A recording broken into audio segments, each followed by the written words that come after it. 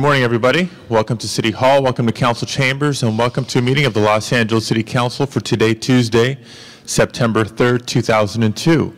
City Council meets every Tuesday, Wednesday, and Friday at 10 a.m. Meetings are open to the public. We invite you to join us. We can also be recess was a little bit long. We can also be viewed live from home on your cable station, Channel 35. We can be viewed live via webcast from the city's homepage or heard via council phone. Mr. Clerk, would you please call the roll? Brinson, Galanter, Garcetti, Gruel, Hahn, Holden, Labange, Miskowski, Pacheco, Perry, Reyes, Ridley Thomas, Weiss, Sain, Padilla, 10 members present, and a quorum, Mr. President. Thank you very much. I want to welcome all the members back from our annual recess, which has taken place over the last 2 weeks. We have, I believe, a lengthy agenda today given our absence for the last 2 weeks. And again, an announcement that I'll repeat at the end of our meeting. Council will stand in recess tomorrow for a civic ceremony celebrating the opening of the new cathedral downtown. And tomorrow is also the city's birthday. Thank you, Mr. Labange. This Friday is also Rosh Hashanah, so in recognition of those Jewish holidays, Council will stand in recess this Friday as well. Before beginning with today's agenda, today being Tuesday, as is customary, we have both a salute to the flag and a moment of inspiration. I'd like to acknowledge Councilmember Garcetti for introduction of our special guest. President, colleagues, it's nice to see everybody. Hope everybody had a good break. It's my pleasure to introduce one of our leading moral voices in the city, Father Mike Mandela from Blessed Sacrament Church in Hollywood, one of the largest Catholic parishes in the city churches in the city. He has been a voice for affordable housing, for social and economic justice, not only in the Hollywood area but throughout the city, and it gives me great pleasure to introduce him to you today for a few words of inspiration. Father Mandela. Good morning. Good morning. This is a time of new beginnings. The kids are back in school today. Yesterday I was at the dedication of this new cathedral, and 4.5 hours. I'm glad I don't have to do that again. Good luck to all of you. How much of it was kneeling? Not too much was kneeling, but a lot of it was standing and sitting, and 4.5 hours anywhere is a long time. But it did say something. It did, hopefully, if the Cardinal is correct, Cardinal Mahoney is correct, it will be a place where we can come together as a diverse community of faith. And just as this building is a symbol where we come together as a diverse community that celebrates our civic responsibility.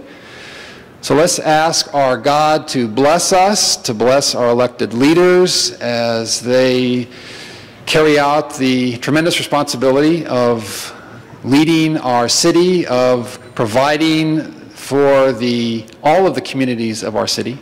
Ask God to bless us, and ask God in these days of new beginnings to inspire us and to lead us on. We ask this in God's name. Amen. Okay. Thank you. Thank you very much. Good luck. You're welcome to stay as long as you want. I did that yesterday. Mr. Brinson, can I ask you to lead us in our salute to the flag, please? Please stand. Yes, place your hand over your heart and let us be thankful for living in the greatest country in the world.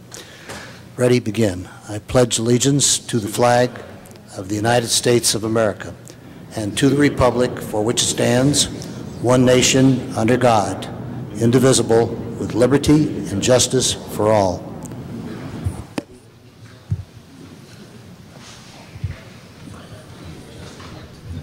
Thank you, Mr. Brinson. Mr. Clerk, first order of business, please. Item number 1 is a matter to be continued. The applicant and Council District 15 have requested a continuance on this matter till September 25th. Members request to continue item number 1 to the 25th of this month without objection. Item 1 is continued.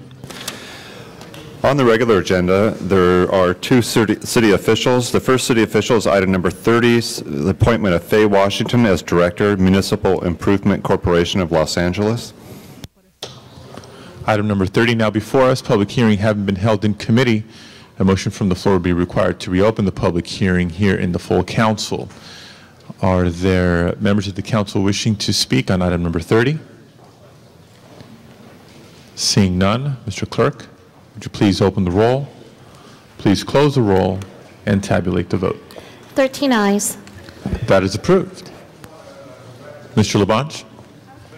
Did for her service, and also let her know how skilled a person she is from her great experience, not just with the City of Los Angeles, but with water and power, and also how skilled she was, as Mr. Deaton will know. As she got confirmed at this table, she moved quickly away.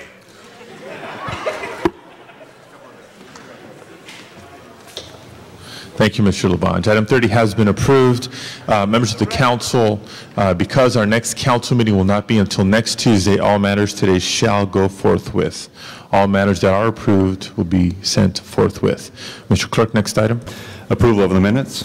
Mr. Reyes moves and Mr. Holden seconds. Commendatory resolutions for approval. Mr. Garcetti moves and Ms. Misikowski seconds. Item number 50 on the regular agenda is the mayor's reappointment of Cynthia Puertas to the Board of Los Angeles Convention Center Commissioners.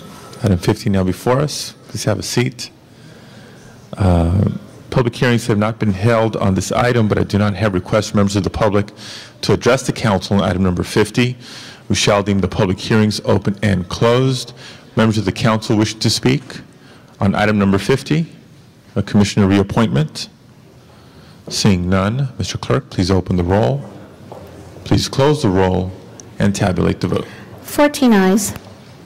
That is approved. Congratulations. Thank you for your service to the city. Thank you. Next item, please. Mr. President, items numbers 2 through 8 on the regular agenda are items for which are noticed for public hearing. Items 2 through 8 now before us, and I do not have requests from members of the public to be heard on these items. We shall deem public hearings open and closed. Members wishing to call any specials, items 2 through 8. Any specials? Seeing none, Mr. Clerk, please open the roll. Please close the roll and tabulate the vote. 14 ayes. Those items are approved. Next item. Items numbers 9 through 49, with the exception of 30, which has been acted on, are items for which public hearings have been held. Public hearings having been held, a motion from the floor would be required to reopen the public hearings. Members wishing to call any specials? Ms. Hahn? 51, we're not quite there yet. This is items 9 through 49. 9 through 49. What are we on? Mr. Holden? 9 through 49? My thing says 51 through 77. That's what it says here? Mr. Clerk, which items are now before us? The items before you at this moment are items 9 through 49, with the exception of 30 that has been acted on. Okay, item 25, call special by Ms. Hahn. What is my thing? Items 9 through 49 are now before us. Mr. Holden. Mr. President, I want to continue item 43 until next Tuesday for 1 week, and then call items 17, 21, 31, and 33 special. Items 17, 21, 31, and which other? 33. And 33.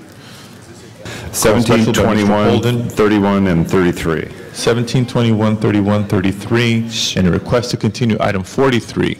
Members, is there any objection to continuing item 43 for 1 week? Seeing none, item 43 shall be continued. The new hearing date will be September 10th.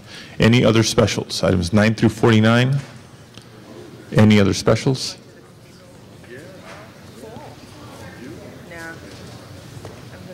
Is everybody with us? Items 9 through 49? Any other specials? Seeing none. Mr. President, could we please go over the items called special? We've been having a difficulty with our system here. Okay, items called special are items number 17, 21, 31, 33 by Mr. Holden. Ms. Hahn has called item number 25 special as well. Item 43 without objection has been continued for 1 week. That new hearing date is September 10th. Thank you.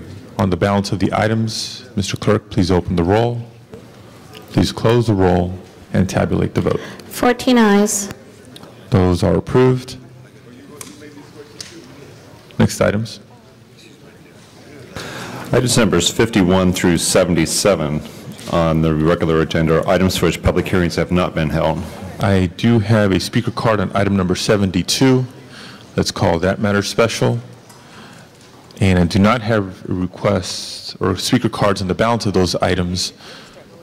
Members wishing to call any specials? Mr. Pacheco. Mr. President, I would simply ask that 56G, I say, is a special event that is no longer going to occur. So I would like to receive and file 56G and ask for a one-week continuance on item number 77. Okay, 56G we shall consider along with a motion to receive and file 56G. Item 77, is there any objection to continuing that matter for 1 week? Seeing none, the new hearing date on item 77 is also September 10th. Ms. Gruhl. Item number 74, please.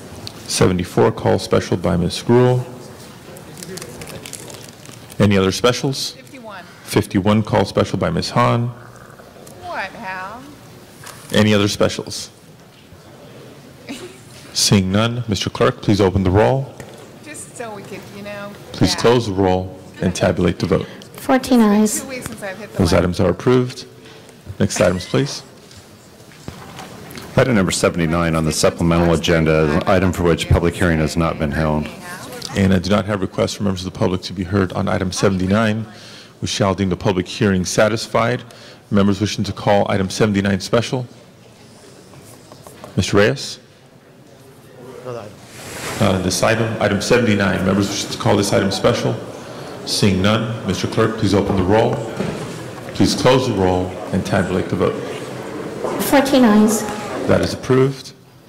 Next item, please. Mr. President, item 78 is closed session item. Do you wish that to remain on the desk? Let's hold that on the desk. And before returning to items called special, let me recognize Mr. Reyes, followed by Ms. Mizikowski.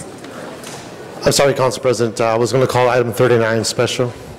Okay. That should be reconsidered. Motion to reconsider? Yes. Second. That was the same item. I was going to ask for reconsideration. Okay, we have a motion and a second to reconsider item 39. Mr. Clerk, please open the roll. Please close the roll and tabulate the vote. 14 ayes. Item 39 is now reconsidered. Let's call that matter special. Any other matters before returning to items called special? Seeing none, Mr. Clerk, next item, please. Item number 17, called special by Councilmember Holden. Mr. Holden, item 17. May I ask you to press your button, please? Mr. Holden? Yes, Mr. President. I just wanted to have some more information related to this crime database analysis, and maybe someone can share that information with me, Mr. President.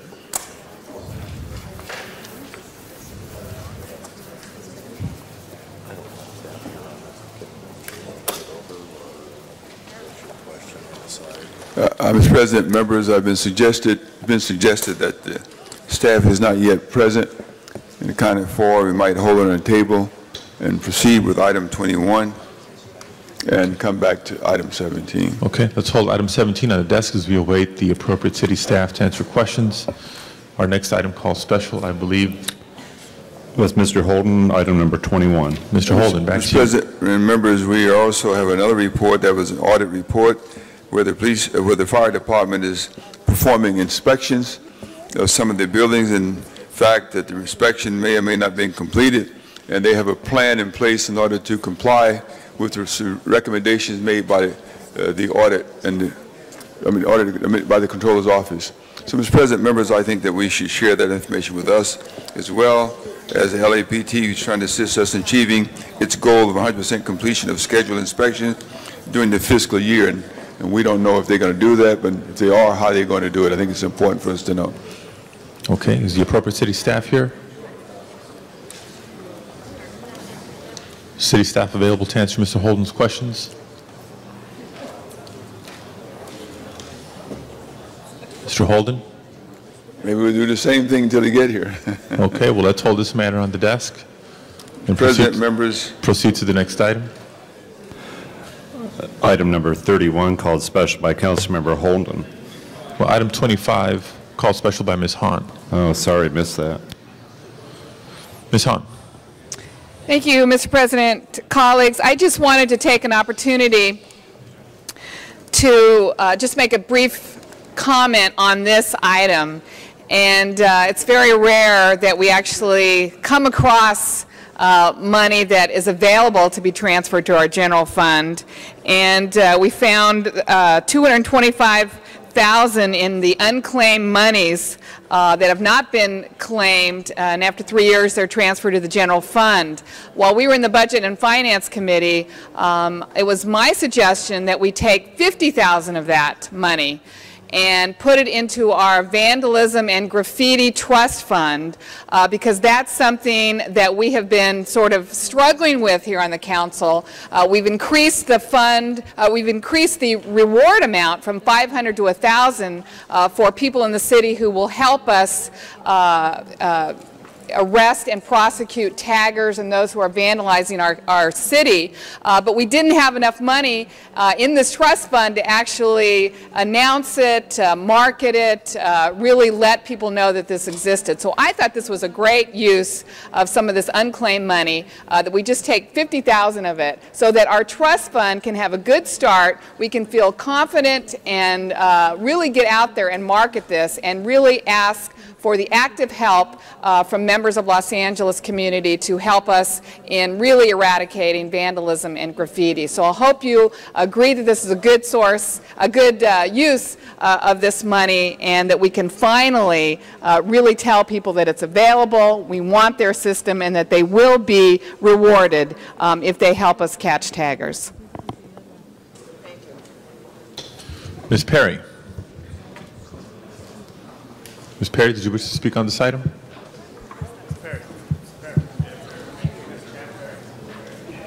Well, let's recue her as she returns to chambers. Mr. Pacheco? Mr. President, colleagues, I just wanted to commend Ms. Hahn for connecting the dots on these two areas in terms of criminal activity, generating actually some revenue, and utilizing it to combat a criminal activity at the same time in this tagging problem that we have and the graffiti problem we have throughout the city. I just want to give everyone a heads up that springing board off Ms. Hahn's idea, I believe that just like we deal with real property in our council districts, that percentage of this money should go into the areas that crime is occurring, because if crime is generating revenue, it should go right back into those areas to combat crime. No, Mr. Bernstein, not. Oh, Northridge, okay. So I'm sure all of us would appreciate a little more help in fighting crime in our districts. So just want to give you a heads up that based on Ms. Hahn's connecting the dots here, we're going to be bringing forward a motion to do that for all of us. Mr. Zine. Thank you. Ms. Hahn, another wonderful concept of helping reward those people who are bringing forth the criminal element that's destroying our communities with graffiti and tagging. And I don't know if you mentioned that the reward is now $1,000, so we'll have sufficient funding, and asking those people to come forward. The posse that I have in the West San Fernando Valley is involved in that, and any dollars we can find to help fund this type of program with the city's contribution to the eradication. But this helps us obviously get those vandals who are out there terrorizing the community. And I want to mention that there was one who was recently rearrested in the West Valley, and he was fined $20,000. This was his second arrest for tagging, and $20,000 fine on him, which is obviously a substantial fine for destroying that community. But I know this runs from the valley to the harbor, from the east to the west, and the city has a very aggressive eradication program. But with this, we can empower our citizens to come forward and bring those people to justice, and at the same time receive $1,000 into their fund so they can do whatever they want with it. So a wonderful idea. It helps us in the community keep our communities in the quality of life that we wish for, as we tried through the new charter and the neighborhood councils. Thank you. Thank you, Mr. Zine. Other members wishing to be heard on this item? Seeing none, Mr. Clerk, would you please open the roll? Please close the roll and tabulate the vote. 14 ayes. That is approved. Mr. Garcetti, Mr. Zine, you wish to be heard at this time? I'd like to reconsider item 68, please, for a technical amendment. Motion to reconsider item number 68. Mr. Clerk, please open the roll on reconsideration.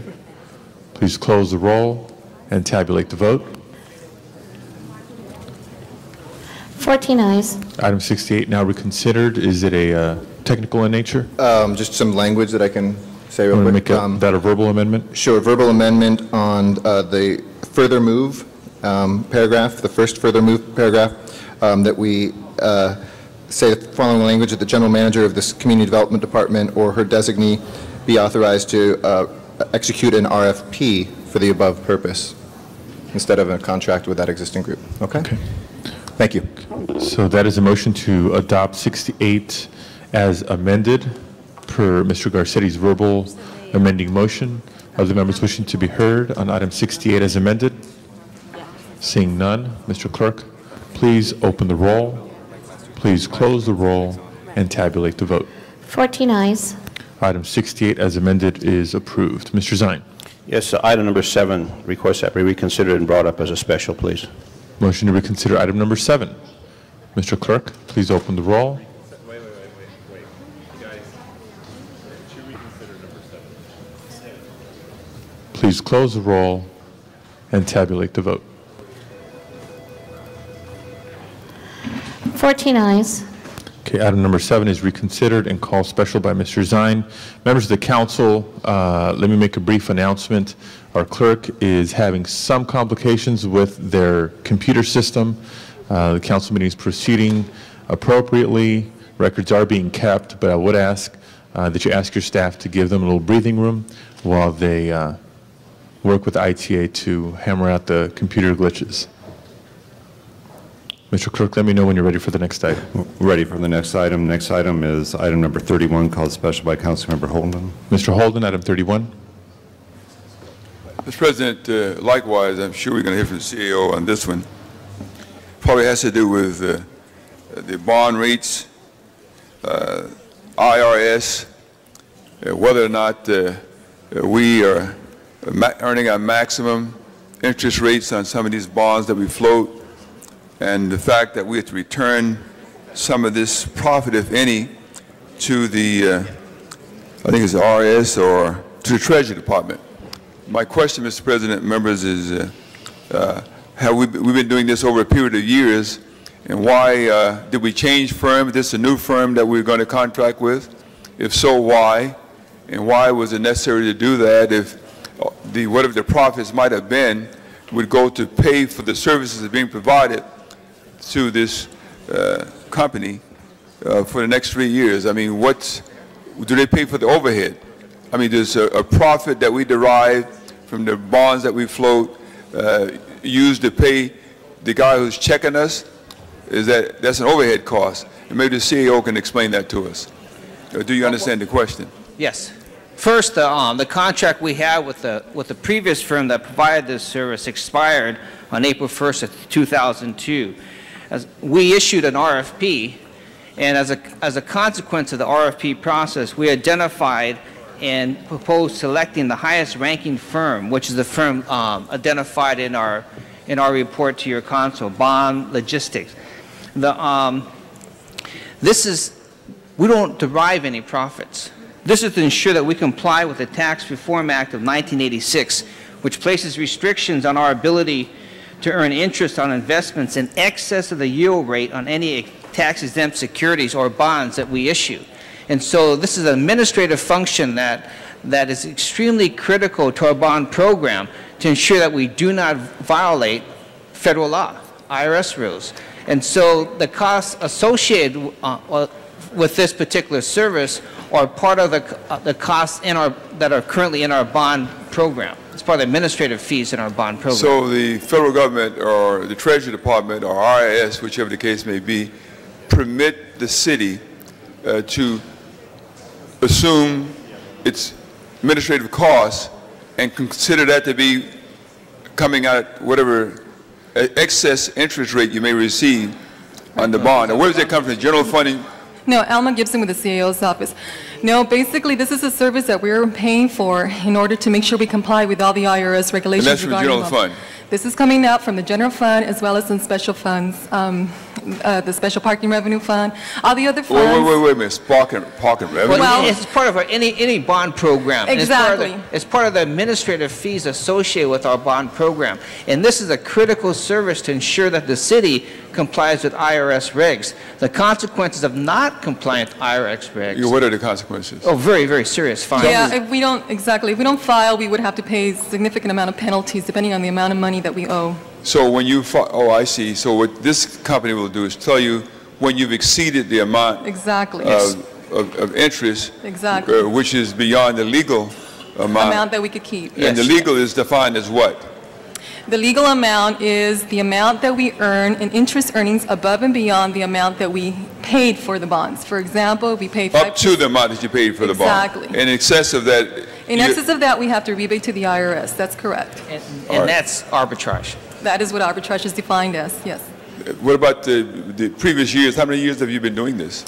Well, ever since we've issued bonds, we're supposed to be doing these calculations. All right. Have we ever missed the track? The city? So we've been on target each time. The city has been paying all its arbitrage obligations. So the federal government never came back and asked us. No, we have not gotten any audits. The company that we had before the prior years, how long was that contract? It was about 3 years. 3 years, and what did we pay them per year? Per year, it was a contract of approximately $70,000. How much? $70,000. $70,000 per year, and we're paying this company $140,000 out of the general fund? Well, I don't see why you had to float. We could come to the council and say we could save $70,000 per year. How are we going to, what do you mean? You didn't have to do an RFP. You could have come to the council and says, hey, this guy wants $140,000. We've been paying $70,000 to the previous one, and they didn't get us in trouble. We went through a very thorough RFP process. I know what you're paying and more a very money. thorough review. This company was a top-ranked company identified through that RFP process. I'm going to close my time up, but let me just say that the other company was top ranked. If they didn't make any mistakes, and we were only paying them $70,000 a year. Let me clarify something. The reason we're having to pay more is because obviously there are more bonds outstanding, so therefore we're required to do more arbitrage reports. So the other company would not have done it for $70,000 a year. No, it would probably be more too, because there's more reports that have to be done. All right, whatever That's you correct. say. Whatever you say. Yes. Thank you, sir. Thank you. Thank you, Mr. Holden. Other members wishing to be heard on this item? Seeing none, Mr. Clerk, please open the roll on item 31. Mortality. Please close the roll and tabulate the vote. 13 ayes. That is approved. Next item, please. Item number 33, called special by Councilmember Holden. Mr. Holden. Mr. President, members, I think that one of the members of the council, raised a question. I think they put a motion in regarding this rate increase for this cable TV provider. And now it's being recommended. I want to know whether or not, let's see, who put that motion in.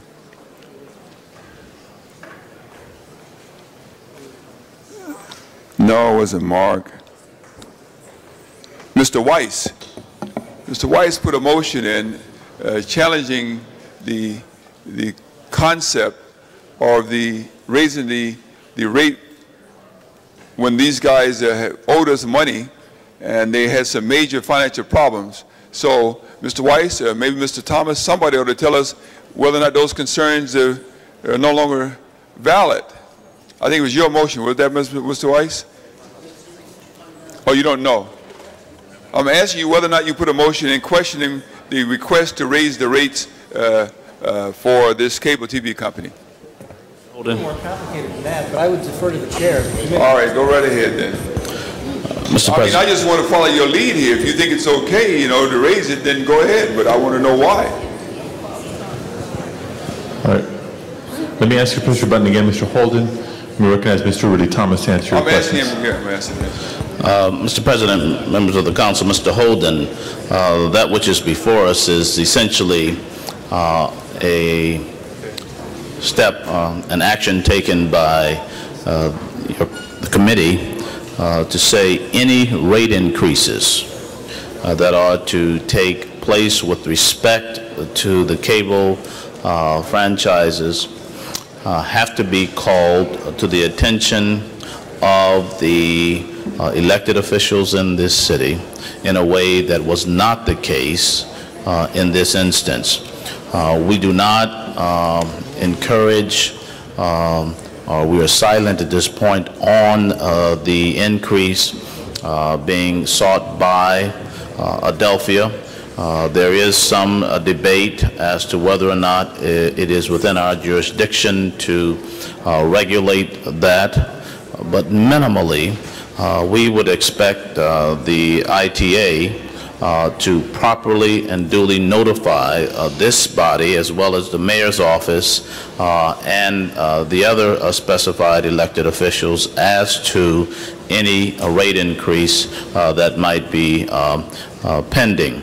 That was not done in this instance, Mr. Holden, members of the council, and to the extent that it was not, we want to communicate to the general manager that that is not the way in which we wish to have business conducted. Now, with respect to the substance of the matter, the mayor's office, as well as the city attorney's office and the council are in the process of furthering our work with respect to the specifics of the rate increase itself. So this rate increase request is not before us? No. What is before us is notification of any rate increase, whether it's Adelphia or name the cable franchise that you may wish. So what they say here is the second item is that ITA direct ITA to start the process of reviewing Adelphia's accounting justification for the rate increase. And the other thing I think, Mr. President, I want to push my button again, is that they were also supposed to meet some starting and finish date for updating their system. Correct. Is that also would be considered at the same time in order to justify the rate increase? All of that. Be mindful of the fact that there are renewals before us, and before we act on them, the committee will make sure that the outstanding issues, that is the extension rather than the renewals, these issues will be specified. Right. The consumer is going to argue that the service requirements have not been met, and the city is not aware of it, and at the same time they're considering an increase in the rates. That will be devastating to the city, not all around, including the valley and the inner city as well. I think that we would proceed with that request in a positive way. We have to be mindful of that, Mr. President. Thank you, Mr. Holden. Mr. Rudy Thomas. Mr. President, let me just simply say that the question of the quality of service provided by the cable franchises is one that we have to look at with a high degree of care in each instance. What is before us over the next several weeks happens to be a number of extensions that would then be followed by renewals. Customer service is critically important to all of that. But in addition to that, we will find ourselves in a position of trying to determine what the status of these franchises will be in view of the fact that we do not have signed franchise agreements with more of them than we would care to. And so what I would want to say is, while the item immediately before us is that of the renewal, or not the renewal, but the rate increase, our position has to be to protect the interest of our constituents. The consumer deserves our every effort to make sure that they get quality service. And to the extent that that is the case, the item number 33 that is before you says that the public officials have to be notified so that we can act in the best interest of our constituents, and further due diligence needs to be done with respect to review of the request of Adelphia for rate increases. Let me then further say that there is a jurisdictional issue here that needs to be resolved as to whether or not we can ultimately determine whether we decide up or down on the rate increase. All of that is before us, but minimally, ITA owes it to the mayor, to the council, to notify us of any such action before it takes place, as was not done in this case. I urge your unanimous vote. Yes. Mr. Weiss. Thank you, Mr. President. I just want to concur in what the chair of the committee, Mr. Ridley Thomas, just said. That's exactly what we're doing here.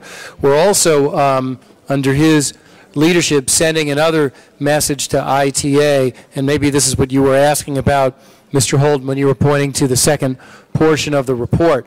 Under federal law, we have very limited options when it comes to reviewing and disallowing a rate increase. you have to go through an elaborate accounting procedure, and we're directing that ITA do just that, and look at the justification for Adelphia's proposed rate increase. Because I think we all were sort of taken aback when we heard at the committee that what you have to do is you have to do an accounting. You have to do an accounting to see whether a rate increase is justified. And my feeling was, oh, it's our accounting against Adelphia's accounting these days? Well, that's fine. Let's bring that on. Let's do that accounting, and let's see whether the rate increase is justified, and that's what we're going to do. Mr. Zine. Thank you, Mr. Chair. On this issue, I was at Adelphia over the last few days and was approached by some of their employees who informed me they haven't been paid for a long period of time. So there's a number of issues that come to play, and I was unaware that was part of the problem. But with this rate increase and employees not paid and still working, there's a multitude of issues, and the chair of our Information Technology General Services Committee, Councilmember Thomas, is well informed and well focused on that. But as we evolve each day, more and more issues come up with this Adelphia and with this bailout that they received and employees not being compensated. There's still many unresolved questions. So what has been requested is accurate, appropriate, and our concern is for the consumers, and now there's a concern for the employees that aren't being compensated for the work that they performed and continue to perform for Adelphia. Mr. Holden. Mr. President, members, I think that just speaking for the public, all we know is what we read in the newspaper, and Adelphia came to us representing themselves to be holier than thou, and only to turn out that they inflated their stock about 99%, and some of these people are now off to jail, and they're asking for the current managers who assume the responsibility for the company. They're not asking for rate increases while they're in default, I guess, I would imagine, and going to jail. And we are seriously considering that increase. It doesn't look too good.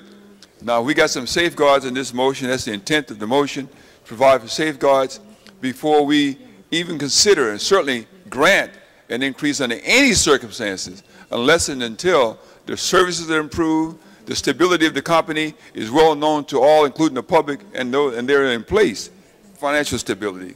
Otherwise, I think we're going to have a lot of problems around here trying to justify that kind of action. I will tell you in advance, unless such justification is in place and presented to the council when my time comes to vote, I'll have to vote against it unless it's all worked out. I understand, Mr. Thomas. Other members wishing to be heard on this item? Seeing none, Mr. Clerk, please open the roll. Please close the roll and tabulate the vote. 13 ayes. That is approved. Next item, please. Item number 39 is to be considered as reconsidered by Councilmember Reyes. Mr. Reyes. Thank you, Council President and colleagues. Welcome back. I wanted to bring this to your attention in that this particular item reflects a lot of work from community folks, environmentalists, folks involved in business development. And the focus is, how do we begin to move in a direction where our delinquent properties, our vacant properties, nuisance properties that are sitting idle, how we can build up tools to make these into pocket parks, especially in a city where we are ranked last when it comes to per capita green space. This becomes another effective way by which we can bring together folks from the community, the business community, environmentalist folks, and folks who have kids who are trapped in apartments, folks who are living in conditions where there are no park space. This gives us a way by which we can start creating these little pocket parks. Now, for some, a parcel for a pocket park might mean nothing, but for some kids, it's relief. For some seniors, it's sanctuary, being able to get out of their apartment. And when you have areas like in Pico Union, like in Lincoln Heights, Cypress Park, I know there's parks like that in the valley, near the harbor, we have these conditions that are essentially bringing down our quality of life. When we have those property owners who are neglectful, are arrears in their taxes, have not been paying their utility bills, letting that property sit idle, this trust, this organization, separate from the city, can coordinate resources in order to make that into a pocket park. The report directs the departments to bring back in 30 days a report to make sure we identify all the surplus properties so we can start on a proactive manner finding ways to create this green space. So I thought it was important for me to share these thoughts with you. What it does is, as a council, we are formalizing, becoming more proactive in how we change the quality of life for all parts of the city, and gets us into a mode in which we can challenge the departments to change the culture that says that's not city property, it's not our problem. The city, the whole city is our problem. It's also our opportunity, and we have to do everything we can to create those kinds of points of relief. Thank you very much. Ask for an aye vote. Ms. Misikowski. I want to stand too and applaud this report and ask for strong support of it. It's not only, as Mr. Reyes indicated, a recognition by the city and getting the city agencies to look at pieces of land that may be available, but I think in another important part of it, and I think this is really something to be commended by the task force that looked at this and helped bring this report together, is that there really ought to be a partnership. Because sometimes, as we know, within the city bureaucracy, it can take a while going through some difficult processes. This creates a nonprofit entity which has that ability to perhaps move faster in partnership with the city after the city has identified properties that are going to be eligible for this, or as neighborhood communities identify properties that are eligible for this, but a nonprofit entity which has the ability to go in and get the land and take it and work with the community to change it. There's a wonderful report called Walking to the Park that the Urban Land Trust put together and helped formulate with the city's own task force what could be done. We've seen examples of it. We've seen examples of it in many neighborhoods, but we haven't formalized it and we haven't moved forward in a significant way to put this together. And I think that this is going to be an important step towards the greening of Los Angeles, and particularly the greening of Los Angeles where it is most needed, where kids literally will be able to get out of their residence and walk to a park, walk to an area where they can just have that moment of respite, that moment of relaxation, that place to kick the ball around, to gather with friends in neighborhoods and in communities.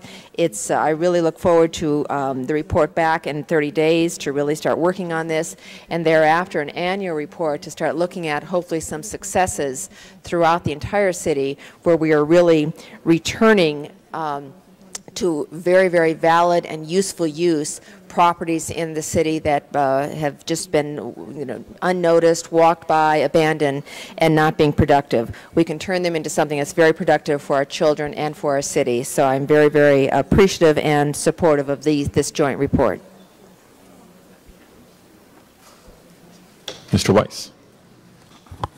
Thank you, Mr. President. I just want to say on the heels of the two speakers we had, Mr. Reyes and Ms. Misikowski, I know were very involved in the sort of ad hoc process that we had at Council in making this a reality. And what you guys did, along with Mr. Garcetti, who led the efforts, was really extraordinary. And when we had that joint meeting of Plum with Arts Health, and I see Ms. Gruhl nodding her head affirmatively, it was really terrific to see all these. We had great folks from the environmental community. We had great community leaders there, and they were just so pleased with a process that the city of LA had engaged in. They were really pleased. I mean, it didn't make the news because the news is when something bad happens. But this was an example not only of how government can do a good job, and not only of how government can partner with all these different entities, but interestingly enough, what government decided to do here was give up governmental authority and create this 501c3 and create this other body and cede control over something. And it's an unheralded success story that I wish were heralded, because it's a real positive example of how we can make change in the city and do things outside the box and do things in a different way. So Mr. Reyes, Ms. Misikowski, and Mr. Garcetti, you're really to be congratulated for that. Ms. Gruhl. Well, I want to echo what my colleagues have said. The presentation we received that day about how much work had gone into putting this plan together. It was not only city officials, but it was community leaders who sat down and spent hours trying to figure out how we can provide for our city more open space, areas in which we can provide for our community and places for people to play, utilizing all of our resources and doing it as a partnership. And so it was an exciting process, I think, by all participants, and one in which can be hopefully a blueprint as we move forward, not only in this issue, but other ways we address particular concerns and challenges we have in Los Angeles. So I want to echo my congratulations to the individuals who started this, my fellow colleagues, and adopting this today is going to be a great first step towards that. Thank you. Oh, and Mr. Reyes? Ms. Gruhl, to conclude. Can I do, yes, a quick introduction while I have the microphone, and I had a minute 57 seconds left. So I'd like to ask Troop 139 to stand from the Sherman Oaks Studio City area. They're here today as part of their earning their first class rank and citizenship badge, and we had a meeting this morning before council, and they grilled me on many questions about Los Angeles. So I've invited them to come to our September 18th meeting in the Valley, and hope that they'll have many of their other troop members there. But thank you for being here, and let's give them a round of applause for their citizens' participation. Thank you. Mr. Reyes. Thank you, Council President. As we form the River Committee and as we begin to establish the agenda, I've had the opportunity to speak with the members that are on that committee. But I also wanted to share with you that this Urban Land Trust can also be another tool by which we can start becoming proactive in how we deal with these blighted properties along the river. So as we build up our tool chest and looking at various zone changes, various strategies by which we can convert the river, and I will keep saying this, how we change it from our backyard to our front yard. These are the kinds of specific tools we have by which we can change that image, change the use of a natural resource, and this becomes another tool to that end. So thank you. Mr. Zine. Mr. Pacheco.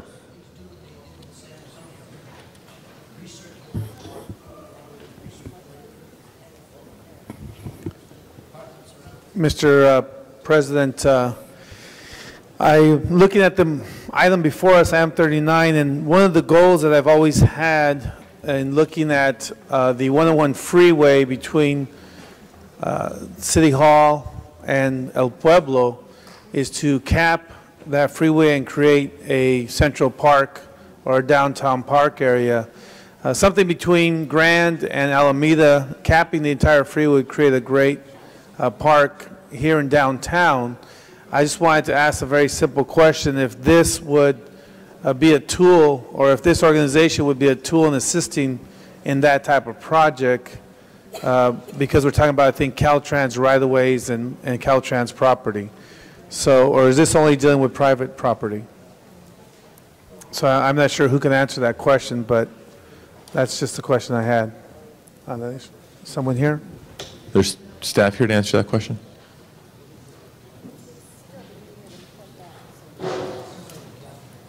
Anybody prepared to come forward here? All right.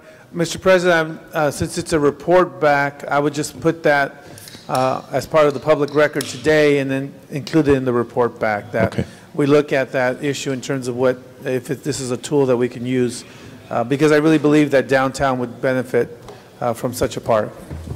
Thank you. Mr. Reyes, for a second time.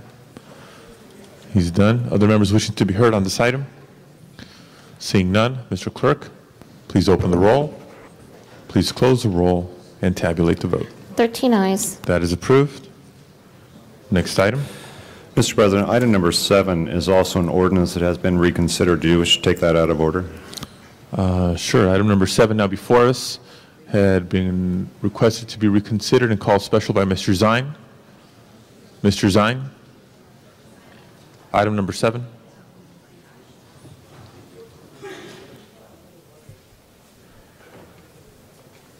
Thank you, Mr. President. Colleagues, on this item, Mr. Carey, our city clerk, has some comments that are pertinent to the issue, and would like to hear from Mr. Carey on this. Basically, this is a merchant-based business improvement district. We've received 101 protests.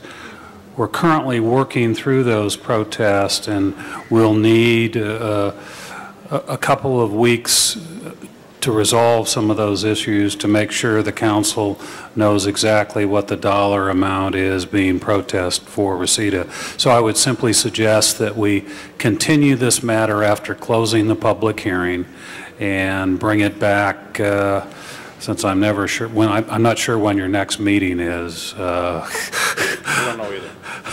I should be, but I'm not. Probably a 2-week continuance. Okay, I would then ask for a 2-week continuance, and I think there's some members of the public here. Have we had public hearing on this yet? I think they opened and closed the public hearing. Mr. Clerk, have we? Yes, the hearing has been open and closed. Okay, I would ask that we reconsider if we have members who are here who have arrived from Reseda, give them the courtesy of hearing their concerns since they've traveled here from the valley. So if that would be the pleasure, a motion that we open that public hearing, if we have members of the Reseda bid, that particular area here, to be heard before us this morning. Mr. Zine, your request is to continue this matter for 2 weeks. There are no cards for members of the public to be heard today. If there are members of the public who appear in 2 weeks, then a motion would be required at that time and a vote be taken at that time. I was under the impression there were some people here to speak, but if they haven't submitted cards.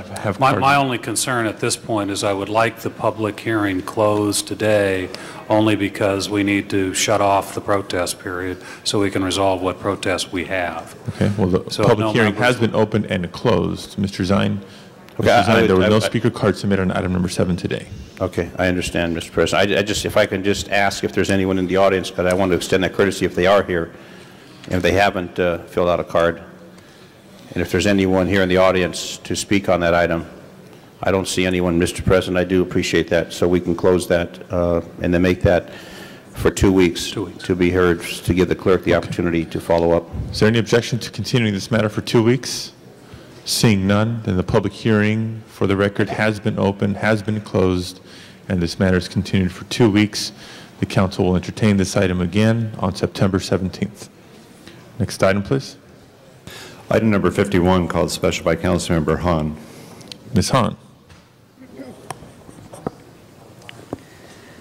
Thank you, Mr. President. Colleagues, this is just an opportunity to, again, herald something which I think we should be grateful for, and I think our constituents should appreciate. There was 3.5 million left over from the library bond financing program, and my district is going to be a recipient of that. The Harbor City Harbor Gateway Library was the next on the list to be funded, and because of the way the monies were fiscally managed from the library bond, we are able to have extra money and able to begin funding a 12,000 square foot facility in the Harbor Gateway, Harbor City area. And this is important on a couple areas. First, again, I think the library department is to be congratulated for having extra money to spend. And I think voters are always being asked to support and vote for bond issues.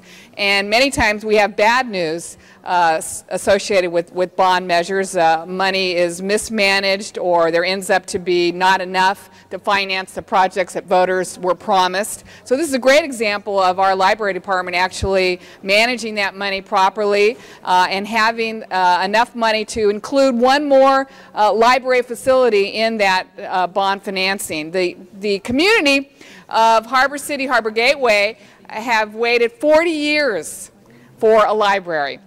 About 7 years ago, the city leased storefront property in the Harbor Gateway area, and that library has exceeded expectations. The capacity has always been huge and overrun. It's been a great place after school for kids to come and congregate and get involved in the library. So I really want to congratulate Susan Kent and the department for having this extra money and then including the Harbor City Harbor Gateway facility as the next in line to benefit.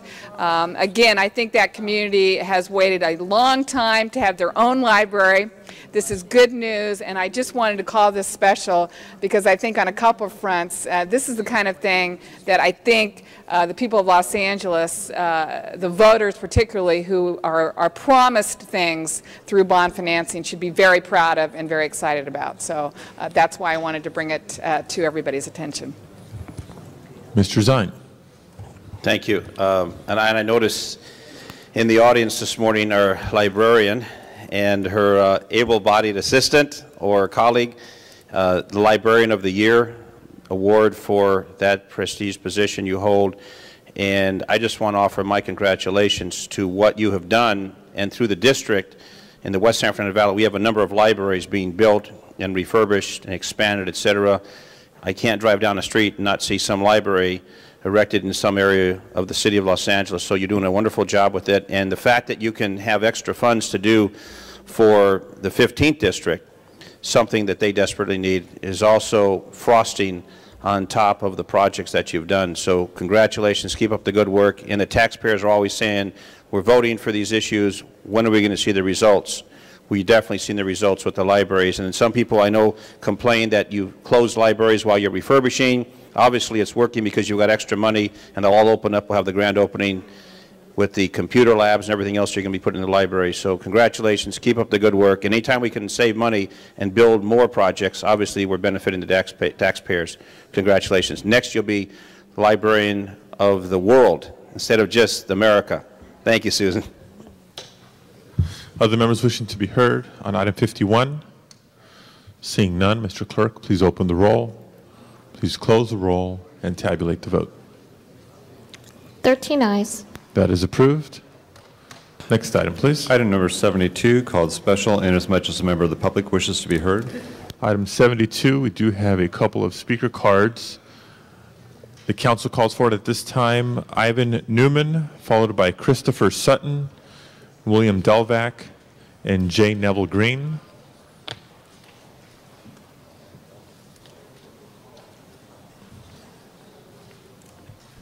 Item 72. I'm Ivan Newman. I own a property at 5057 West Adams Boulevard, and the property has been under redevelopment since 1999.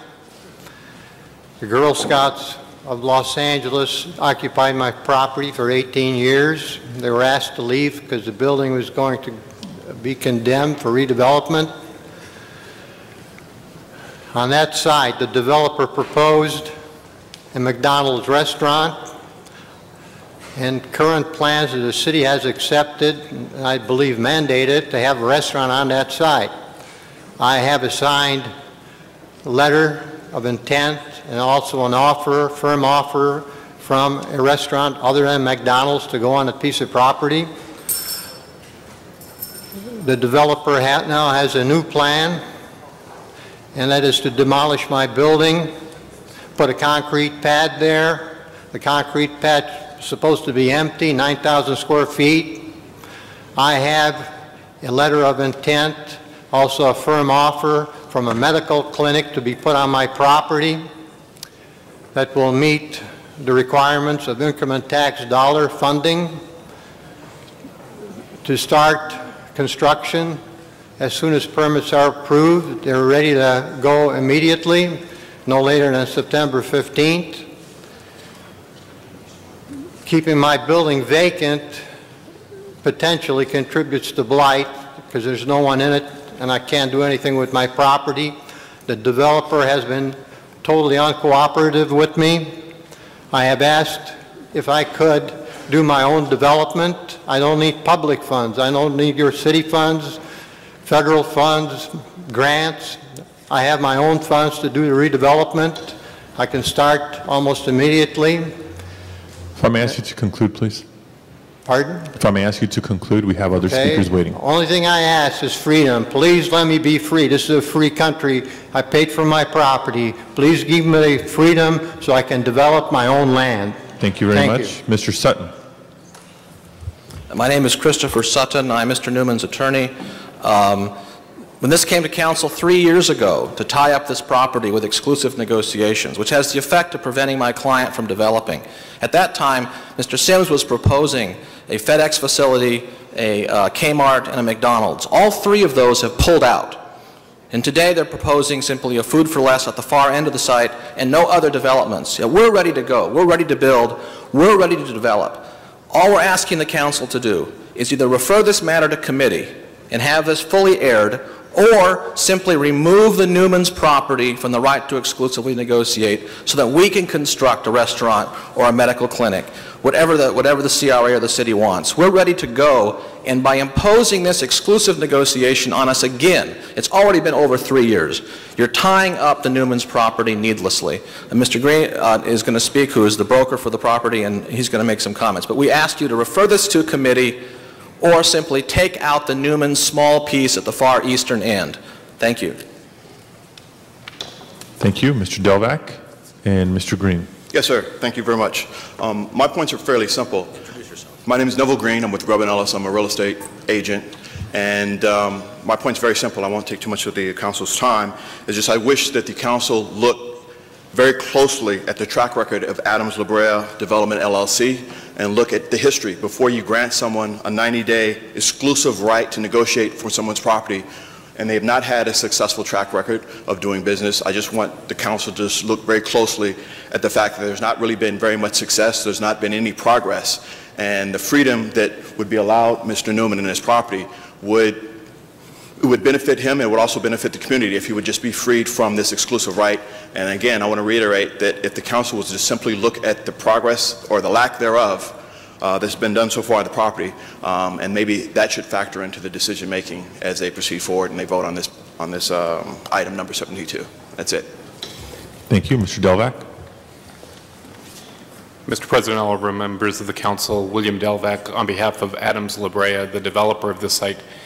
This developer has worked hard for the last several years to put together a successful project. Unfortunately, due to the Kmart bankruptcy, the proposed plans for the site had to be redeveloped and revamped. We are very close to 2 major tenants that will be welcomed and accepted by the community. We've been working with the community. This is a very short-term extension that's appropriate given all the hard work that your redevelopment agency has put into this and your council office has put into this under the leadership of Councilmember Holden.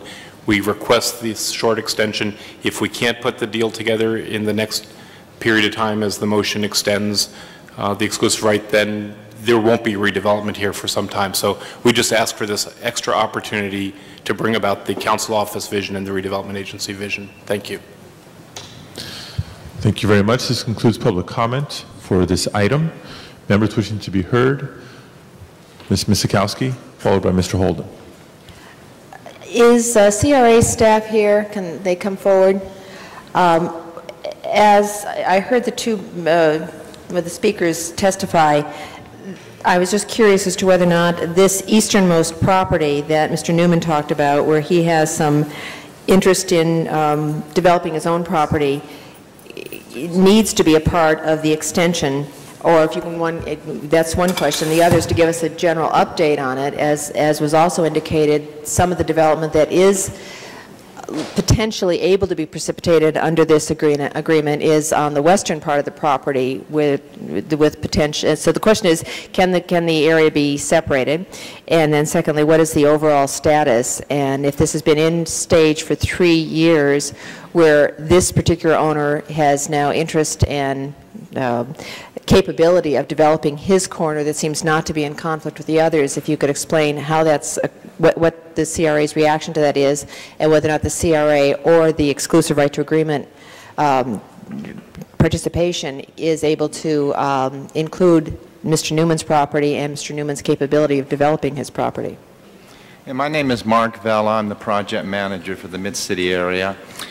To answer your question first about the chronology of the project, Adams La Brea Development LLC was very close to getting executed lease agreements with FedEx and Kmart. And as Mr. Delvec just mentioned, unfortunately, Kmart bankruptcy changed the picture. Within the last few months, the developer has sought replacement tenants and is now negotiating with 2 anchor tenants, Food for Less and Fry's, and has asked for an extension in order to secure letters of commitment, among other things. We've requested this extension so that the developer can complete negotiations, and as Mr. Delvec stated, if they can't do this within that period, then essentially there won't be another request. Now, initially that site was identified as distressed, and it's blighted, and the 3-block area generally, which is south of the freeway, bordered on the east by by La Brea and on the west by Redondo, was included in the original project site to be developed by Adams La Brea LLC.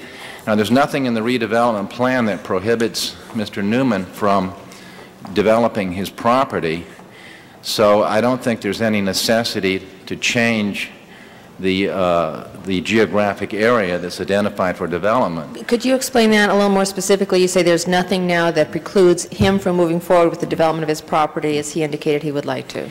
Yeah, any property owner, has that option, even though there's an exclusive right to negotiate, because there's no DDA between, that is disposition and development agreement, between the developer and CRA.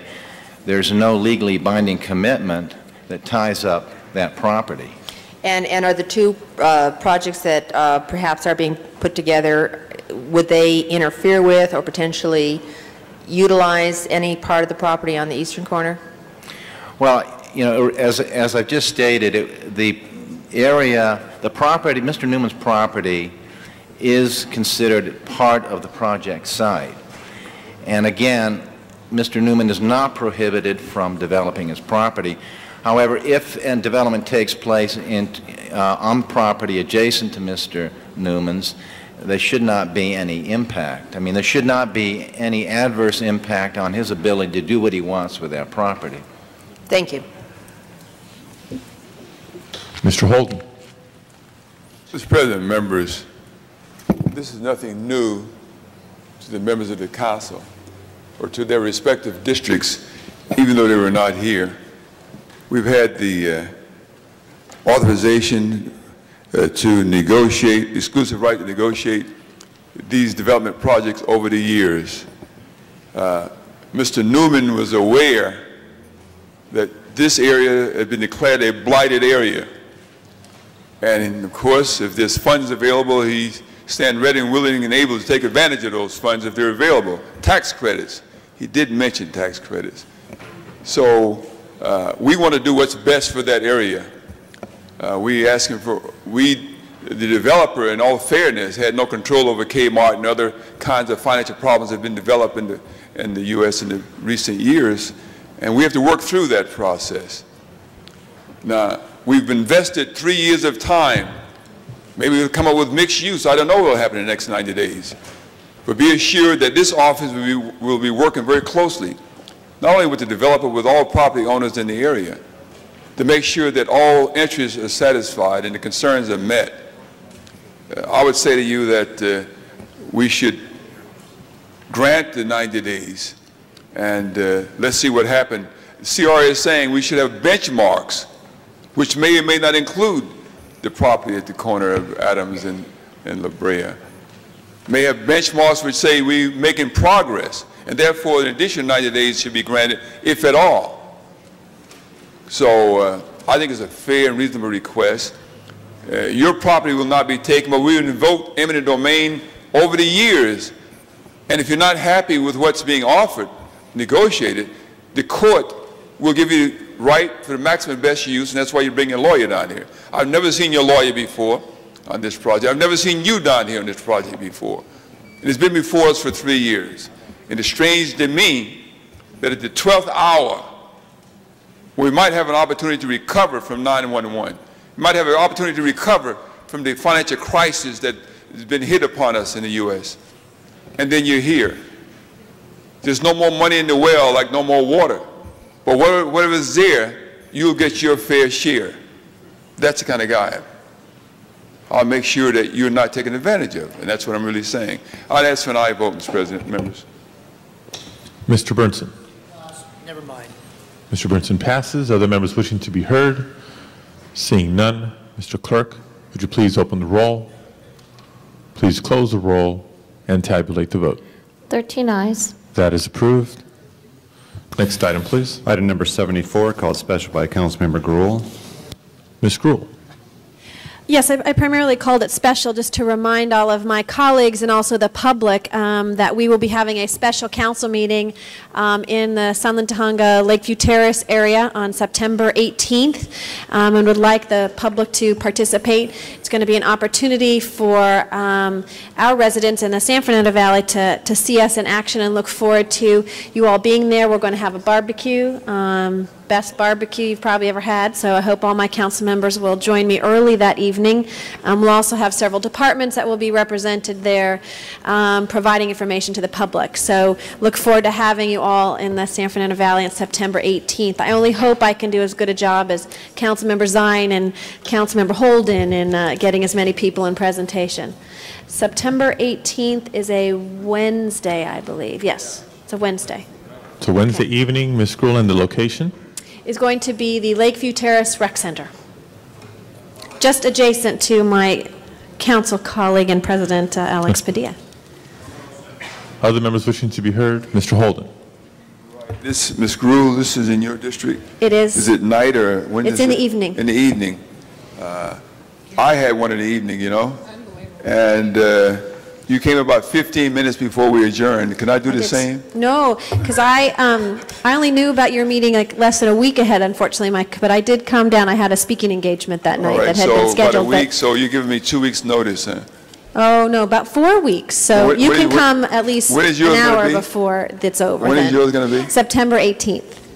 September 18th. That's in about 2 weeks. Right. But we sent a letter a few weeks ago letting you know. I'll You'll be there? It wouldn't be a meeting without you. Mr. Zine. And Councilmember Holden, there'll be plenty of barbecue food. There'll be plenty of food. Unlike when some food ran out at your event. No. It's okay. It's okay. You had an overflow crowd, but she's going to have enough food for us all. He ate twice as much. That's right. You took my food. Members of the public, LA City Council is back in session. Other members wishing to be heard? Mr. Clerk, please open the roll. Please close the roll and tabulate the vote. 13 ayes. That is approved. Lakeview Terrace, we're coming. Next item. Item number 17 is being held on the desk. Do you wish to consider that at this point? Mr. Holden, item 17 and 21 were matters that you had called special awaiting department staff. Are they here? President, they were waiting. They're not here yet.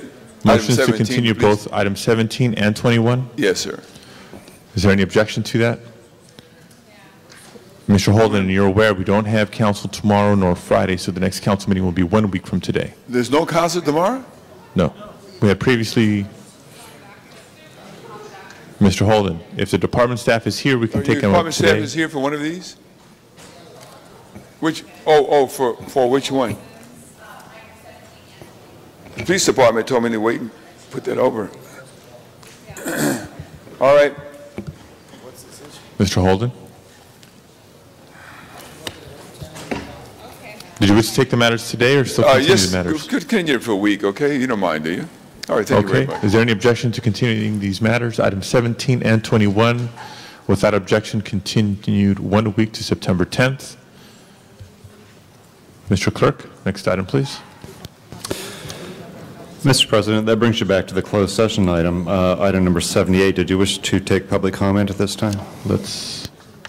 There is also a special one that has been circulated. I just received it as a member put forward by Ms. Gruhl and seconded by Mr. Padilla. and findings would be spoken to by the city attorney. Let's take special one first. Mr. City Attorney. Mr. President, members, this is a motion from Council Member Gruhl. In order for the council to consider this special motion, there's a need for a determination that under the provisions of the government code and the rules of the city council, that there is a need to take immediate action on this matter, and that the need to take the action came to the attention of the council subsequent to the posting of today's city council meeting. Members wishing to be heard on the findings? Seeing none, Mr. Clerk, please open the roll. Please close the roll and tabulate the vote. 13 ayes. Special one now before us. Members wishing to be heard on the motion itself? Ms. Gruhl.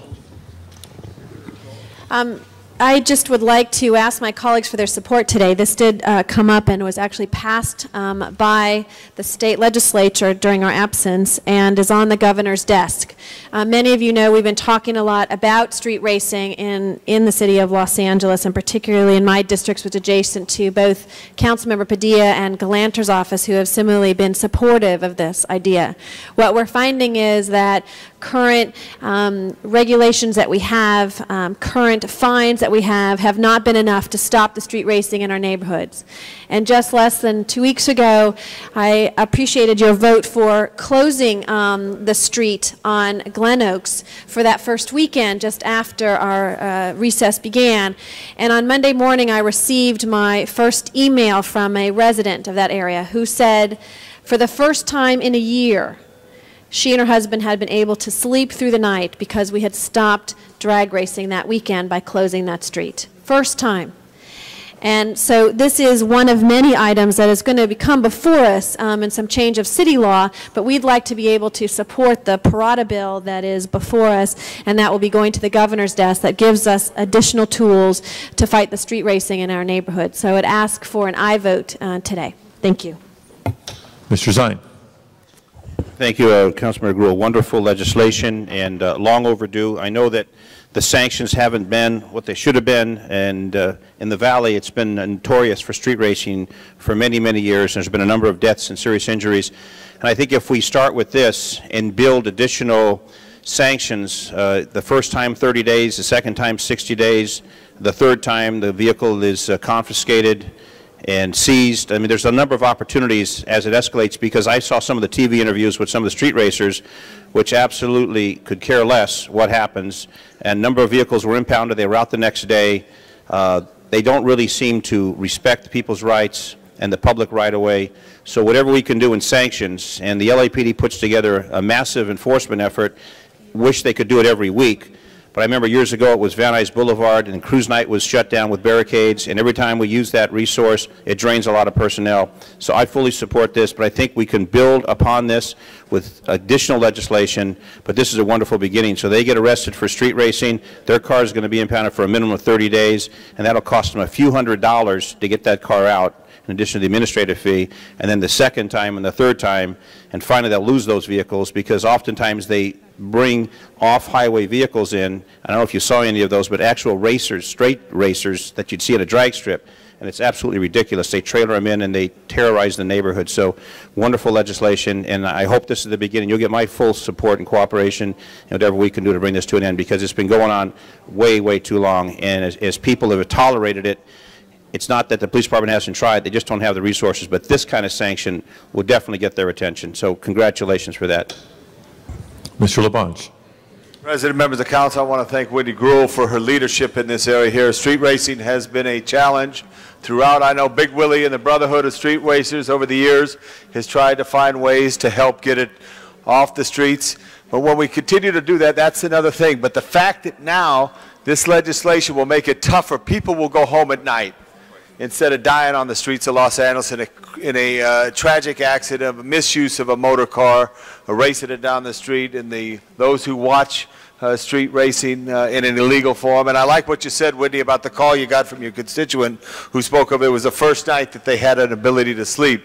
We don't realize sometimes, but certain parts of Los Angeles become impacted by activity that's negative in street racing or other problems. And your leadership in this area here bring it to the forefront. I don't have that particular problem. I used to years ago before they made other improvements on Riverside Drive down near Griffith Park. There was a problem when I was a kid. But anyway, that's another story. Congratulations. Thank you very much. Thank you, Mr. Labange.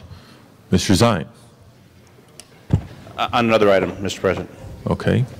Other members wishing to be heard on special one? Seeing none, Mr. Clerk, please open the roll. Please close the roll and tabulate the vote. 13 ayes. That is approved. Mr. Zine? Yeah, Mr. President, colleagues, it just came to my attention there was an error made on item number 4. I would request reconsideration of that. It's regarding a lighting district, reconsideration of that, and then continue it for a week. Motion to reconsider item number 4. Mr. Clerk, please open the roll. Please close the roll and tabulate the vote. 13 ayes. Item 4 now back before us. Public hearing has been held, or satisfied, and Mr. Zine requests a 2-week continuance. 2-week continuance will be fine, Mr. President. Thank you. So the new hearing date is set for September 17th. Thank you. Next item. Thank you. Mr. President, there is special 2 that has just been submitted to the clerk, and it is a motion presented by Jack Weiss, and the city attorney will speak to the need to make finding. Mr. City Attorney. Mr. President, members, in order to consider Councilmember Weiss's motion, there's a need for the council to make a determination that under the rules of the government code and the city council that there is a need to take immediate action on this matter, and that the need for action came to the attention of the council subsequent to the posting of today's city council agenda. Members wishing to be heard on the findings? Seeing none, Mr. Clerk, please open the roll. Please close the roll and tabulate the vote. 13 ayes. Special 2 now before us. On the motion itself, Mr. Weiss. Thank you, Mr. President. Colleagues, we're doing this in conjunction with the Santa Monica Mountains Conservancy. This is an opportunity that they have under the law to purchase tax defaulted properties. They have the opportunity to go out and in a sense, they have right of first refusal, but the city in which those properties exist must give its consent. I would like for us to give our consent. I know a number of us, including Ms. Gruhl, Ms. Miskowski, Mr. Labange, represent areas in the Santa Monica Mountains. We're trying to do everything we can to preserve open space and to create open space. It's a real tough thing to do. I'm sure all of you were as gratified as I was that the people who live in that area recently passed overwhelmingly. I mean, overwhelmingly voted for the benefit assessment district. And here what we're doing is giving our consent to this state agency, the Santa Monica Mountains Conservancy, to go forward and purchase these tax defaulted properties. So I ask for your support. Thank you, Mr. President. Thank you, Mr. Weiss. Ms. Gruhl. I was pleased to second Mr. Weiss's motion. We have been talking frequently with the Santa Monica Mountains Conservancy about purchasing property where they can improve our neighborhoods and provide more parks, similar to what we talked about earlier with the report that was presented to us today. The Santa Monica Mountains Conservancy does provide a wonderful service to our communities, and this is a way in which we can help them on additional pieces of property. They are a state agency that we want to notify and help in our purchasing of these properties. So I just would like to join again and ask my colleagues to support the motion before us. Mr. Bernson. Yeah, I certainly don't have any problem with the Conservancy taking possession or buying these properties where they're contiguous with their open space areas. Now, I presume that that's the only properties they'd be interested in, are the ones that are contiguous in the areas where they are trying to purchase hillside, mountain areas and so forth, Santa Monica Mountains, maybe some in the Santa Susana Mountains in my district. But these will be auctioned off, is that what we're saying, or are we going to provide a price for them first? There ought to be a list of properties attached to, no? these are tax defaulted properties. I understand what they are. What I want to know is, are we going to be recovering the market value or the cost we have in them? We're not paying anything. The Mountains Conservancy is the purchaser, and they're not purchasing from us. Jack, if they're liened properties and they're in the city, they're liened because they owe the city money. They either didn't pay for some type of assessment or whatever the case may be, and I just want to make sure that we recover the amount that we have invested in these properties, or whatever their market value is, because if the Conservancy goes through the courts, they have to pay the assessed value, whatever the value is. That's the only concern. I fully support the Conservancy, the work they're doing. I just want to make sure that what they're picking up are properties that are contiguous with their areas of projects that they have for open space, not just a total, you know, I think we just, you know, this may be a little too open-ended. It's my understanding that they do a pretty strategic job of selecting the properties, Mr. Burns. And I understand those would only be those properties, and we have a value attached to them, do we, or what? I don't have that information for you. Does I don't think we have anybody know? staff on the motion. Cindy may know. Brinson, we've done this, I think, every year as we go through a property tax assessment year, and the Conservancy looks at those. They don't go and ask and look to pick up every piece of property, only those ones that are strategically located. Yeah. And yes, the city is made whole, as well as any other entity or agency that has the tax default owing to it. That's what they pick it up for, so that the taxes are cleared and all other liens on the property, and then the Conservancy goes forward. You answered my question. Thank you. Mr. Labange.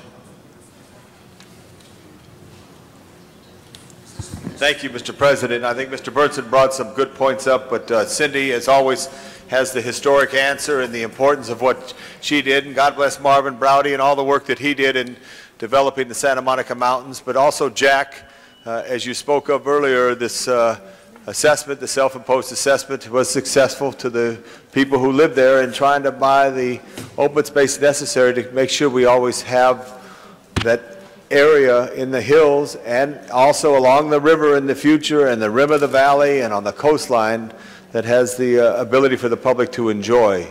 It's so important. I just came back from an absolutely wonderful trip through the greatest state in the United States. That was California.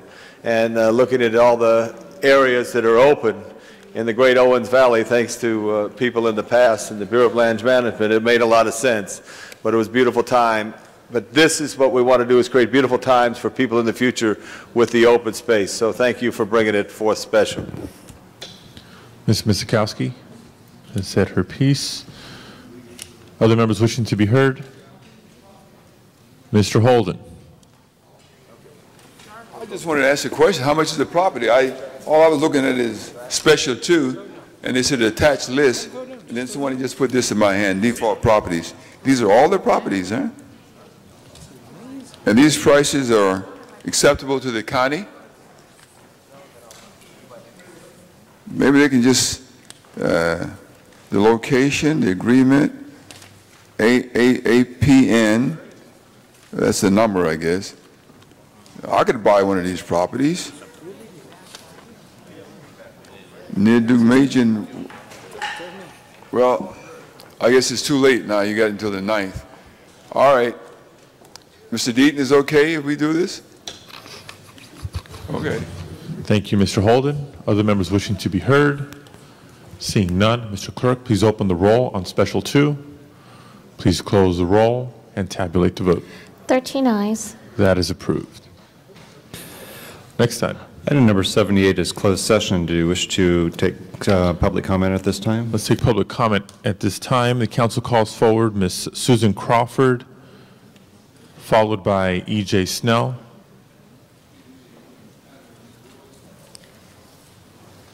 My name is Susan Crawford. It's regarding number 10, the Whitsett development.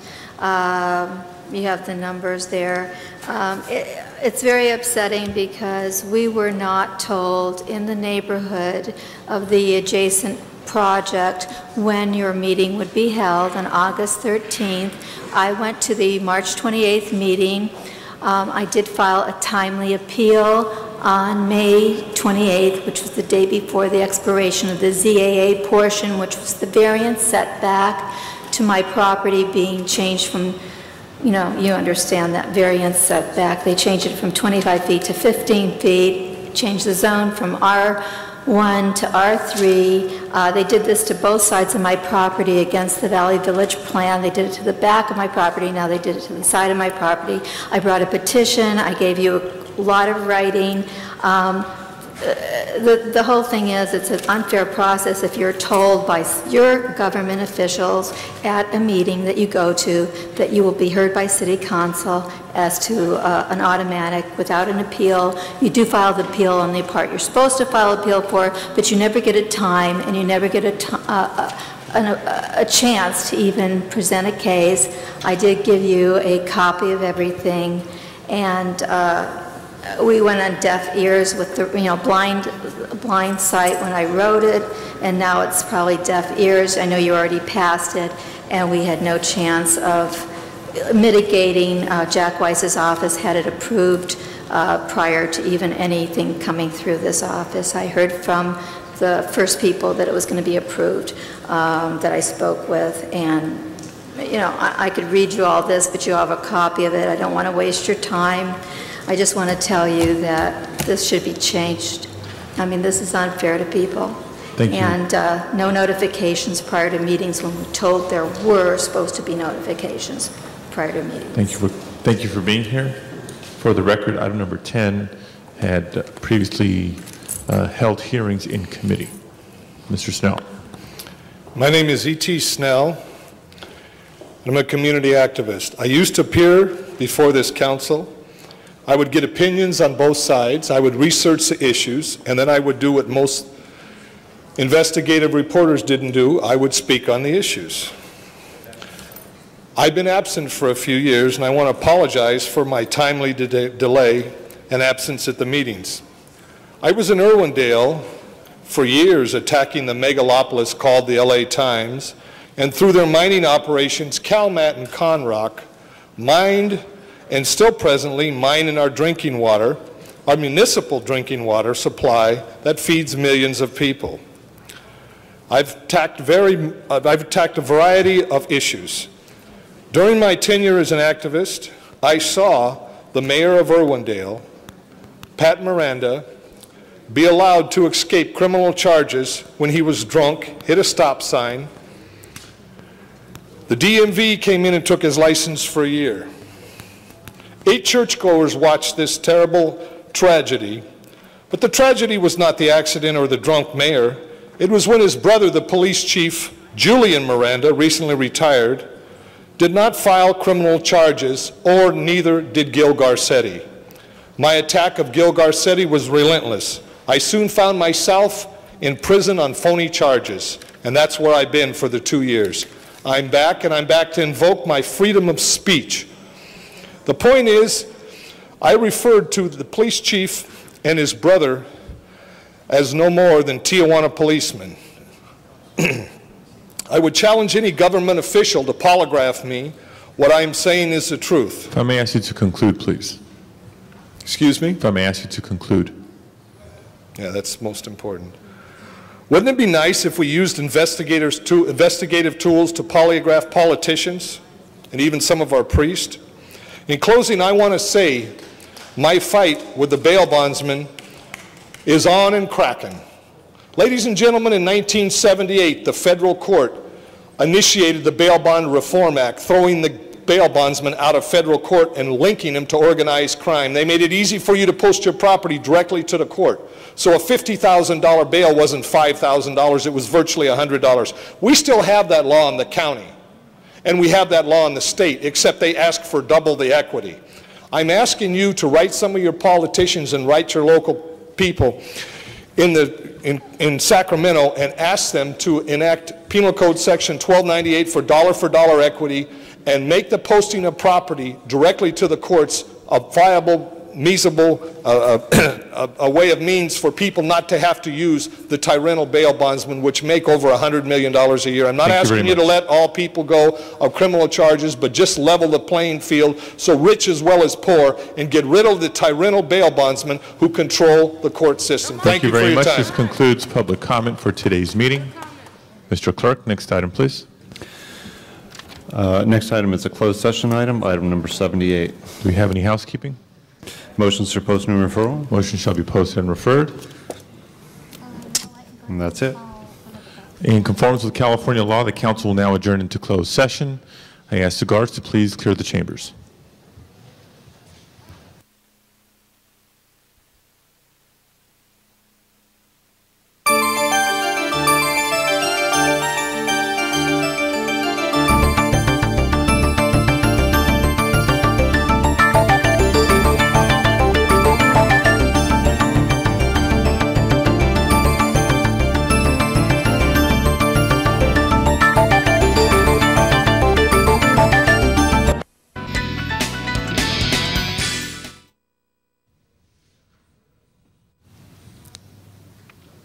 Welcome back into open session. Mr. Clerk, matter before us, please. Item number 78A, there is a motion on the desk for authorizing the city attorney to settle the case for $1 million. Please open the roll. Please close the roll and tabulate the vote. 13 ayes. That is approved. Item number 78B, there's a motion on the floor to authorize city attorney to settle the case for $150,000. Please open the roll, close the roll, and tabulate the vote. 13 ayes. That is approved as well. And 78C, there's a motion on the floor to authorize city attorney to settle the case for $275,718.61. Please open the roll, please close the roll, and tabulate the vote. 13 ayes. That is approved. Mr. President, there's also a request for an excuse from council attendance. Councilmember Riley Thomas requests to be excused on September 18th for city business. This meets policy. Mr. Riley Thomas is excused. And Councilmember Riley Thomas requests to be excused on Wednesday, September 25th and Friday, September 27th for city business. A motion is required. Ms. Perry moves. Mr. Riley Thomas is excused. The desk is clear. Members, are there any announcements? Ms. Hahn. Thank you, Mr. President. Colleagues, I just wanted to make this announcement today for all of you and all of those in the city who may be watching Channel 35. This weekend, September 6th, 7th, and 8th, down in our Los Angeles harbor, we will celebrate the Festival of the Tall Ships. We are having 14 tall ships from around the world. You might have seen the picture on the LA Times this week. They were up in San Francisco.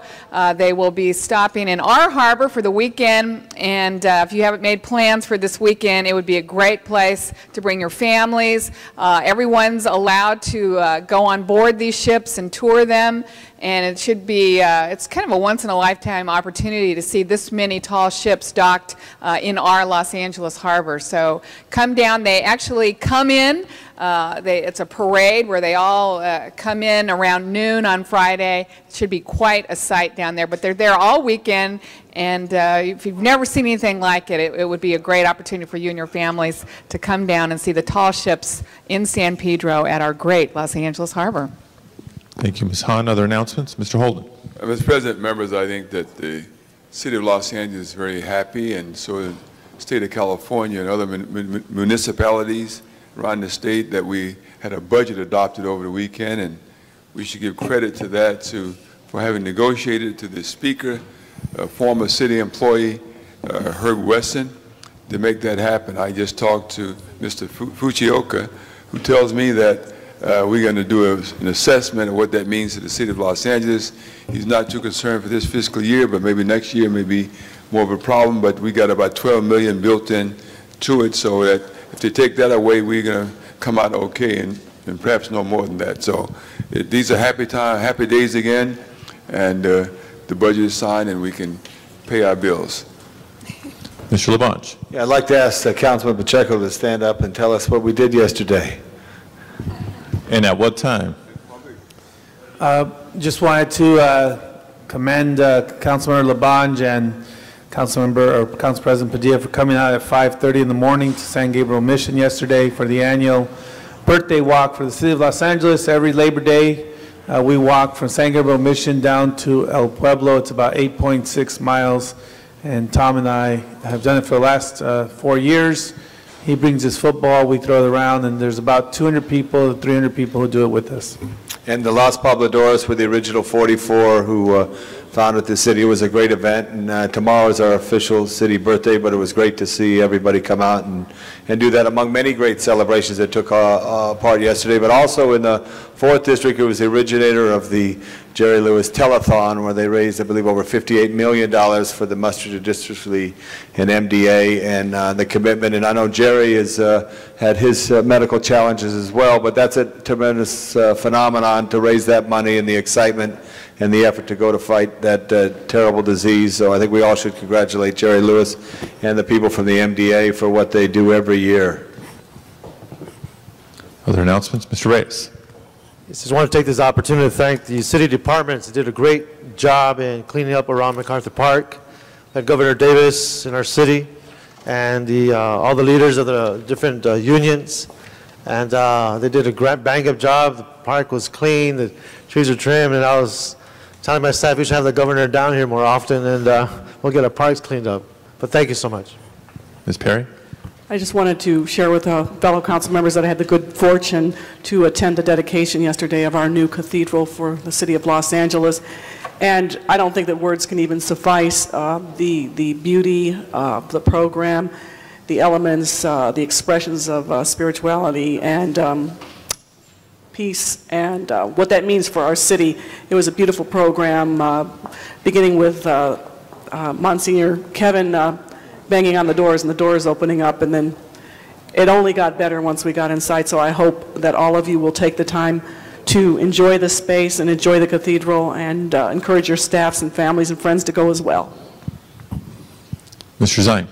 On Sunday, Councilmember Labange and I bid good riding to 10 Los Angeles City firefighters.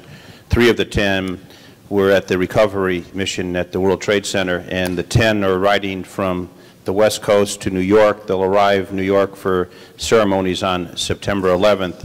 So we wish them good riding as they travel from the West Coast to the East Coast in commemoration of the September 11th attack. We gave them a resolution to present to the New York Fire Department, good wishes from the people of the city of Los Angeles, and they left Fire Station 27 in a group. There were 50 additional motorcycle riders, including myself, that escorted them to the Cajon Pass, and they continued, and I got a call. They were in Arizona the first night, and last night they were in Amarillo, Texas, and they're traveling across country on their own time, 10 of our dedicated LA City firefighters. So we wish them good riding as they travel across, with good wishes to the people of New York on the commemoration of September 11th. And I just want to also mention on September 11th there'll be a number of activities here in the city of Los Angeles, starting in North Hollywood, and at 8 o'clock they will be at Warner Center Park, where we're going to dedicate a flag and a plaque on September 11th, commemorating September 11th,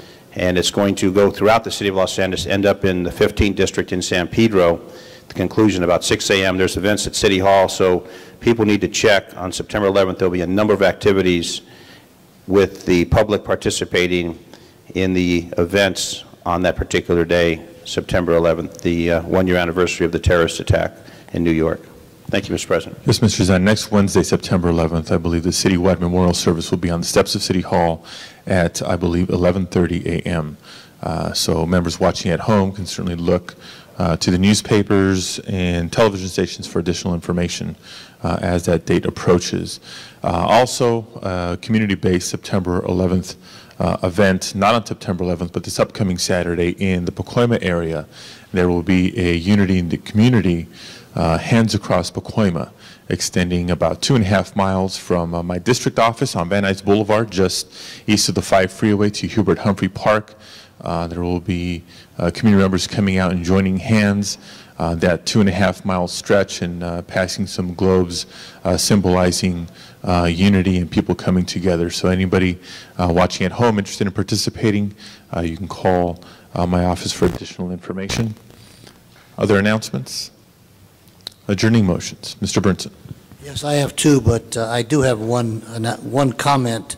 I want to comment on Mr. Reyes's new mustache and beard. He actually looks like a politician today. That's a goatee. That's a goatee. Howard. That's a goatee, yeah, whatever you call that thing. But It's trying to look like Councilmember Holden. yeah, distinguished, right?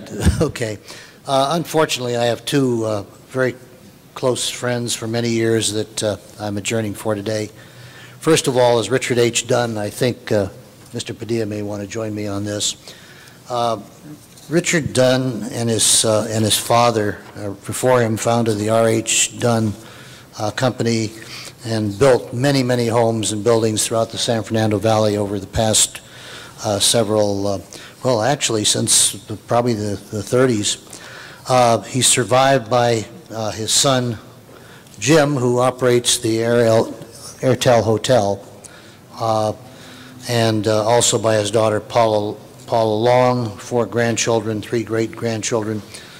I have known Richard for many, many, many years. He was a fine, outstanding leader in the San Fernando Valley, as is his son, James. I know Mr. Padilla may want to join me as a co-author because we both kind of share him, or all of us, and I'm sure all members may want to go along with this. Also, I would ask that we adjourn in memory of Adele Albani. Adele was a very well-known pianist who appeared in many restaurants that throughout Los Angeles through the years, and in Italy, accompanist for many, many outstanding opera singers and so forth. She most recently was the pianist for a number of years at Vitello's restaurant in North Hollywood, and she passed away from cancer this past week or so, a week ago. She's survived by her sister Amy, her daughters Lisa and Eileen, and several grandchildren, and she will be sorely missed. Thank you. Other tributes? Ms. Gruhl. Yes, I'd like to ask my colleagues to adjourn in memory of Brad Bechtal. His daughter Debbie has been my best friend since junior high. His son-in-law is one of our firefighters in the Sunlantung area. Been a long time resident and supporter. Had just talked about, before he died, wanted to go to Africa. He didn't know, he died unexpectedly, but he was able to go on his trip to Africa just a few months ago. So I'd like to, he is survived by his daughter Debbie and son-in-law and their 2 grandchildren. Ms. Hahn. President, colleagues, I ask that we adjourn our meeting today in memory of Mr. John Redford, who passed away last week. Mr. Redford was one of the first 3 African-American teachers in the Compton Unified School District and a founding teacher of at Centennial High School, where he inspired students to become judges, lawyers, principals, surgeons, engineers, and executives. He was 87. He was born in Louisiana. He graduated from Southern University in Baton Rouge and taught at schools in Louisiana before moving to Los Angeles to earn his master's degree at USC. And even though John was qualified to teach, he could not find a job in the late 40s due to racial constraints. That changed when the principal at Compton's Willowbrook Junior High, Marion Wagstaff, realized that the faculty did not reflect the community of Compton. She hired Redford and 2 other African-American teachers in 1950. John worked long days and weekends, used his own money to provide supplies, and took his debaters from Compton to watch the Beverly Hills High School competitions and challenge them to top that. John Redford worked closely with my own dad, Kenny Hahn, to increase the funding to schools in underserved areas such as Compton. Mr. Redford ended his career as principal of Compton Adult School before retiring in 1983. He is survived by his wife of 58 years, Genevieve, 2 sons, Dwayne and Damon, 1 daughter, Yolanda, 3 grandchildren, 1 great-granddaughter, and thousands of former students who are grateful for his mentorship. Mr. Holden? Other tributes? Ms. Perry. Thank you, Mr. President. I want to adjourn in memory of Mary Lee Chen. She passed away August the 14th at the age of 75. She was born in Sacramento and worked for many years for the state of California before marrying and settling in the South Bay for 40 years. She was very proud of her local community and participating in city planning matters, and offered her opinion on a regular basis on development proposals. All of her 5 children attended public and private universities in the Los Angeles area: UCLA Occidental, Cal State Dominguez, and Pepperdine. She is survived by 2 daughters, Carol Chen and Judy Kui, and 3 sons, John, Gordon, and Charles Chen. Other tributes? Members of the council, I ask that you join me in adjourning in memory of Cleve Williams from our Recreation and Parks Department. He was the golf manager for a number of years. I believe any one of us who has gone out golfing or has wanted to visit the facilities, it's all been coordinated under Cleve. He's suffered a serious heart attack after having had other complications in recent weeks. And he will sorely be missed by the department and golfers from throughout the city and the region. All members. Ms. Gruhl. I just wanted to also, Rick Orloff, our stable reporter from the Daily News, and I know you sent out something on Friday from your office, had gone into the hospital, and so just want him to all know that we're thinking of him and best wishes for a speedy recovery. He's a big part of our lives here at City Hall. Mr. Clerk, please call the roll.